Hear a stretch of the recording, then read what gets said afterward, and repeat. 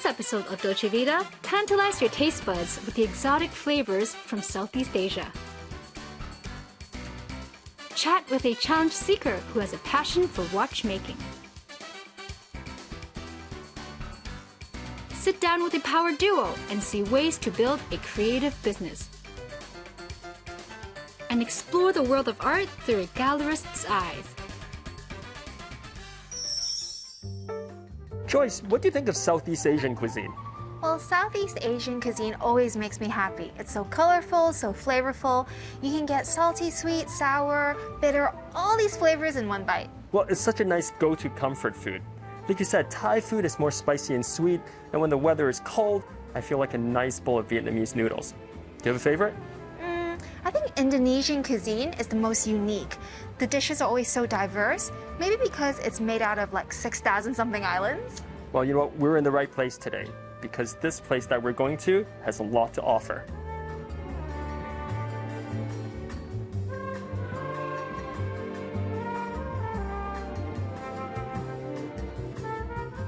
I'm from Bali. We're using all fresh ingredients, which is a lot of different spices. And of course, we put many of dry spice as well to make it more colorful taste and very unique technique as well.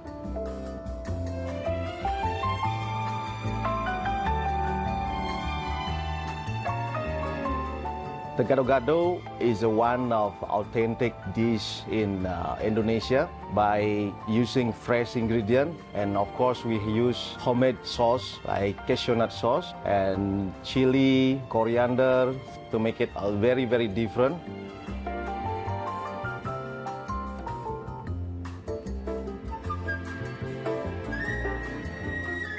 Sambal is very common in Bali. We eat sambal, can be with rice, can be with vegetables, and etc. There's a lot of flavor on sambal, and the more important thing in sambal is freshness. So we all do it sambal here homemade.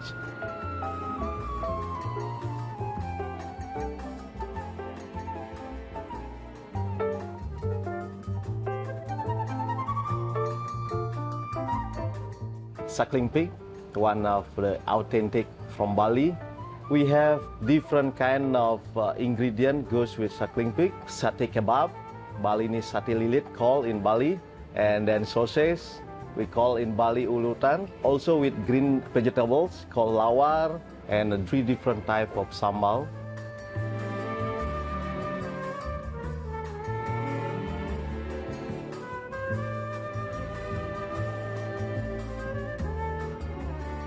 An appetizer sampler you guys have all had before, but have you ever had a sauce sampler? Now, it might seem unusual to us, but actually the tradition of the cuisine is to have food with lots of sauces, and you can even serve it with plain rice. And this one here is called the Sambal Bajak, has so many of the flavors we're familiar with: garlic, shallot, and chili. Is there anything on the appetizer sampler that you like? Well, I really like the crispy suckling pig. It's different from the usual ones that we have in Chinese restaurants. The chef here uses a multiple blend of aromatic spices, which really complements the juiciness and the crispiness of the suckling pig. Along with the side of homemade Balinese raw chili sauce, it really gives that extra kick.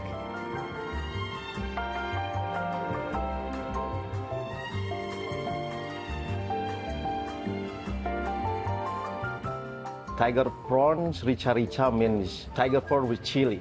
Chili means spicy, right? Without spicy, it's not food from Bali. Tiger prawn rica is direct come from our wok section. Take a few minutes to cook, but the flavor inside, a lot. We have ginger, chili, garlic, aromatic ginger as well. It's gonna be delicious with rice.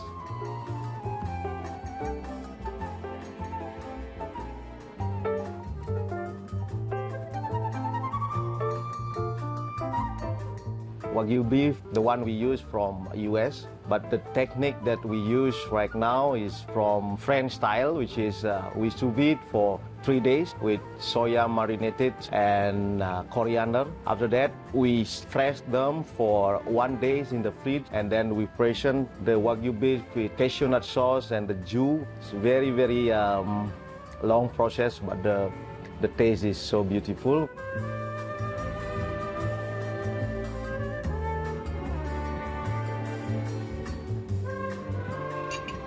For me, this prawn is all about the sauce. I really like the chef's homemade umami-packed sambal sauce. He added coconut, cardamom, lime, which really balances out the flavor, creating a very well-rounded, aromatic, savory flavor.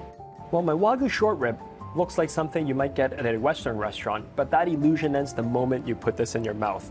That sauce is like nothing I've tasted before. It's got a really interesting combination of kaffir lime, coriander, and shrimp paste. And the texture is really interesting. It's thick and almost nutty. Well, I gotta try that. This light and fluffy green pandan pancake is a unique treat. To elevate this dessert, the chef paired the aromatic pandan pancake with a refreshing lemongrass ice cream and crunchy sugared cashews, a dessert that ends your Bali food journey on a high note. Bali is a splendid destination for food. The local cuisine draws from the bounty of fresh local food and cooked with spices and herbs.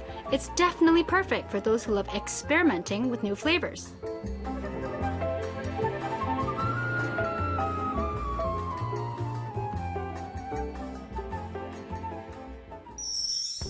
With the ever-growing love for gadgets, people expected that traditional wristwatch would become obsolete.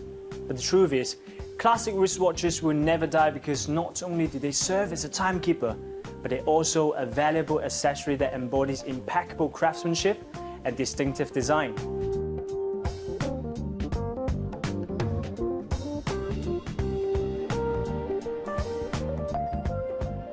Nice to meet you, Hyson. Nice to meet you, Taufik. So what do you love the most about watch? For me, a watch is not just a time tell machine. Like, if you look at the time, what will you do? Switch on your phone. Check on your phone, right? Watches is different. First of all, watches show your personality. And the other thing is, this is a very, very good icebreaker, isn't it? So what is the design inspiration? So everything is start from a coin. For our family tradition, our grandma will always give us a coin. She encouraged me a lot to follow my heart and do the things I love. So we just want people to follow their heart and do the things they love.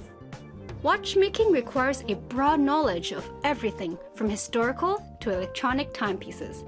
To master the watchmaking craft, one has to acquire theoretical knowledge, explore diverse crafting techniques, restoration, and maintenance skills. But apart from all those, to make exquisite timepieces, one has to have an adventurous spirit, passion for detail, desire to innovate, and dedication to the highest quality.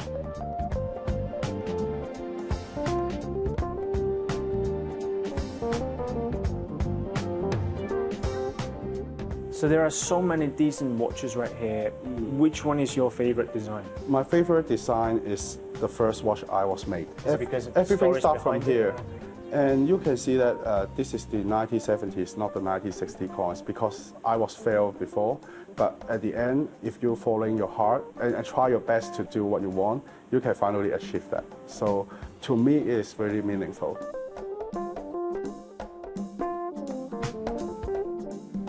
Okay, last but not least, what is your aspiration? We would like to collaborate with more local artists because I would like to create a new media for them to share their artwork through watches. There are lots of different local brands and they do lots of different innovation and some handcraft design.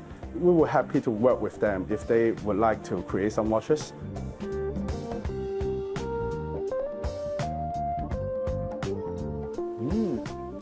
Though we all enjoy being on trend and having the it item of the season, wearing an accessory that contains a heartwarming blessing is incomparable. For most of the wearers, timeless design and accuracy are the essential characteristics of a quality watch.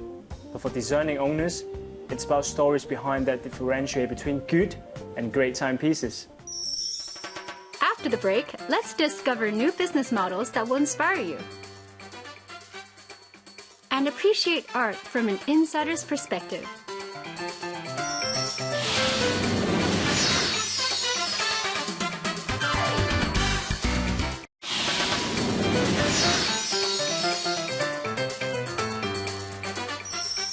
No We are very special because we are middleman between the brands and the customers, and we are bringing very qualitative items with big discounts to a large audience of customers. And we are a member-only platform, so you have to register to become a member. So that's something a bit special because when you enter a store, you don't have to register. So we have a big database of customers that we can really target, and we can really customize each message for each customer. So Delphine, what do you love the most about your job? That's a very good question. In fact, for me, there are really three parts that I really enjoyed every day. The first one is meeting new people, because on our job we are meeting a lot of brand partners, stakeholders, and I really love all this contact. I'm a very social person, so that makes me very happy. Then the second thing I would say is the team. Now we have an amazing team of 150 people. So seeing these people growing with us, making them grow is something amazing. And the third part is all the action that we do to give back, because we try to do as much as possible to make a positive impact. We work with a lot of charities in Hong Kong that make me feel good. I can really sense how much you enjoy the job you're doing right now. But what is the most challenging part of your work? I would say what was very challenging, it was because the HQ is in Hong Kong, and then we expanded internationally. And going international is not something easy. We've done some mistakes. We learn from it, for sure. All this part of setting up a new office, starting from scratch, because first we need to convince the brand to work with us, and we need to find new customers. So we need to start again all the time. So that's a big challenge in all what we are doing. Some might say working with your spouse is a risky business. However, Delphine and Diego see it differently. Is to provide the best shopping experience for everyone. Now, if we could all participate and make little changes, I'm sure it will make a big impact on our planet.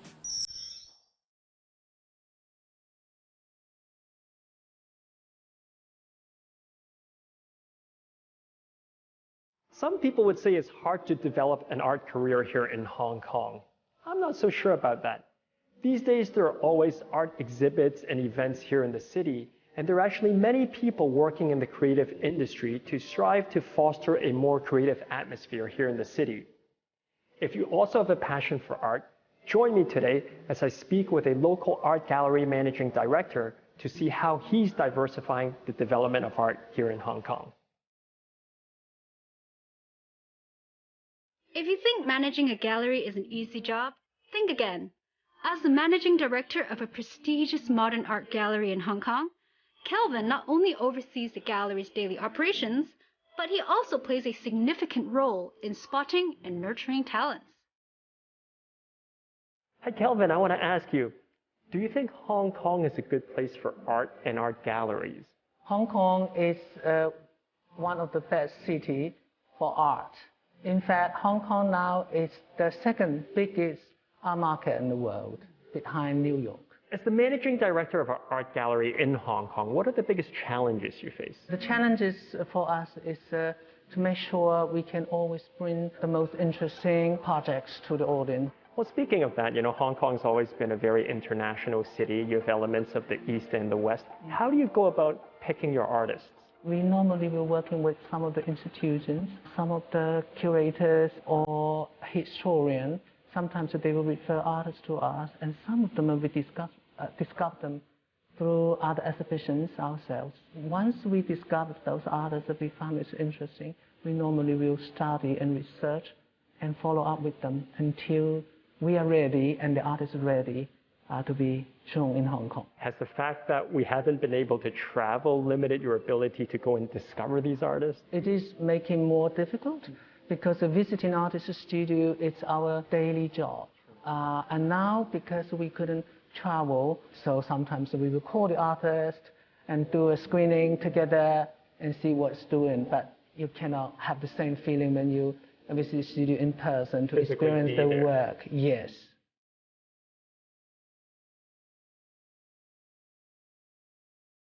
I know your gallery recently has showcased an exhibition by Taiwanese artist Wu Chi-chung. Tell us more about him and this exhibition. This is the second exhibition by Wu Chi-chung in my gallery in Hong Kong. This exhibition is very important because the city has been locked down. We're trying to bring some exceptional exhibitions so at least the audience can has some other project they can experience in the city.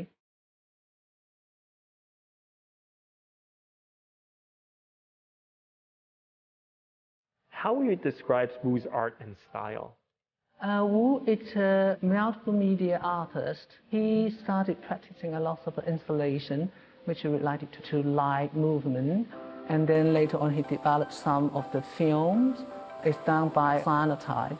Cyanotype is the oldest way to develop image before camera. Wu was fascinated about classical Chinese paintings. So basically, the artists were using a piece of Chinese rice paper and wrinkled it and paste some of the UV light sensitive chemical on the surface of the paper and bring it to the sunlight to expose to the UV light. So the UV light goes through the chemical, so it reacts onto the paper, so leave this beautiful blue color.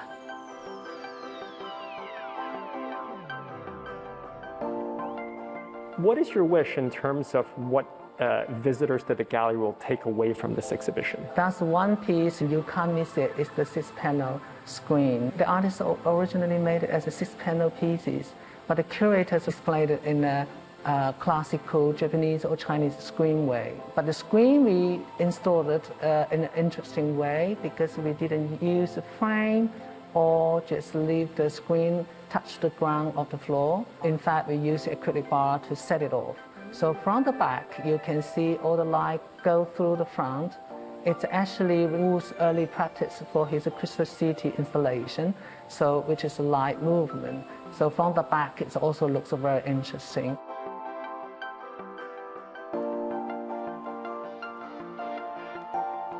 As a tool for conversation, art can connect people from different backgrounds and cultures. When we think about the art profession, we immediately think of the artists themselves, the creators. But of course, there are lots of people working in the background to promote art as well. So next time you visit an art gallery or exhibition, think about these art practitioners as well, because they make sure art gets into our communities. That's all the time we have for this week's episode. If you want to find out more about what we have introduced, remember to log on to our website.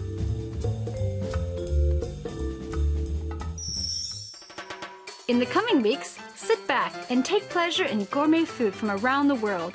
Explore ways to look gorgeous and keep up with the latest trends while connecting with inspiring people from different backgrounds. Be sure to tune in again next time.